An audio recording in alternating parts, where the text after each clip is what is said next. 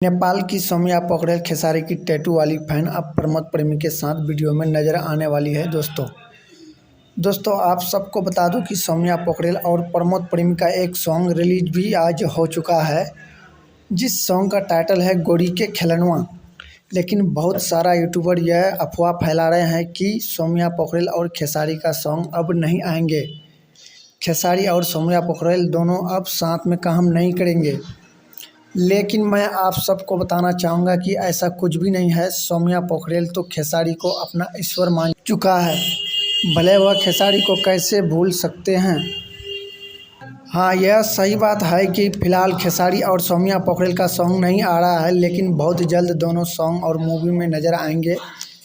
फ़िलहाल अभी खेसारी अपना मूवी की शूटिंग में व्यस्त हैं, इसीलिए अभी तक उनका कोई छठ सॉन्ग भी नहीं आया है, जिसके कारण लोग इस तरह का अफवाह न्यूज़ फैला रहे हैं। जैसे ही खेसारी और सौम्या का कोई नया अपडेट मिलेगा तो सबसे पहला आप तक पहुंच जाएगा। चैनल में नए हो तो चैनल को सब्सक्राइब कर लीजिए और साथ में बेल आइकन प्रेस कर लीजिए। वीडियो अच्छी लगी तो लाइक कर दीजिए, ज़्यादा से ज़्यादा शेयर करें। वीडियो कैसी लगी कमेंट बॉक्स में कमेंट ज़रूर कीजिए। Thank you.